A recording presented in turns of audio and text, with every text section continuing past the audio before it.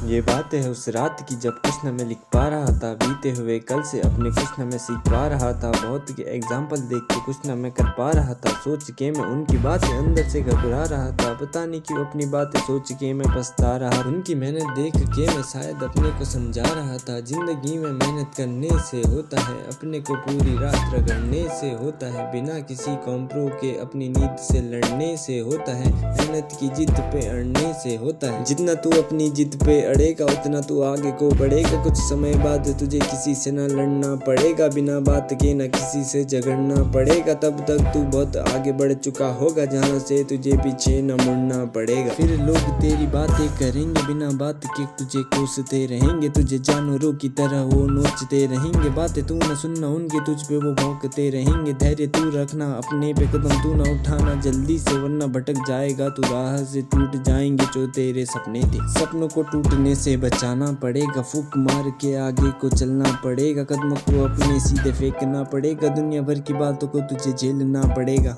बात यहाँ खत्म होती तो अच्छा था, सामने जो आया रास्ता वो कच्चा था। राह मुझे उस रास्ते का बनना था, भले वो रास्ता कितना भी कच्चा था। कच्चे रास्तों में आगे को बढ़ना चाहता था, कामयाबी की मिसाल बनना चाहता था। ऐसी मेरी अंदर की आग जल रही थी जिससे मैं सबको जलाना चाहता था, पर मजबूर था मैं कुछ न कर पा रहा था। अपनी कहानी लिखते लिखते बातों को मैं भूल रहा था। जिंदगी ऐसी चल रही थी जैसे सिर पे बैठ के कोई झूल रहा था।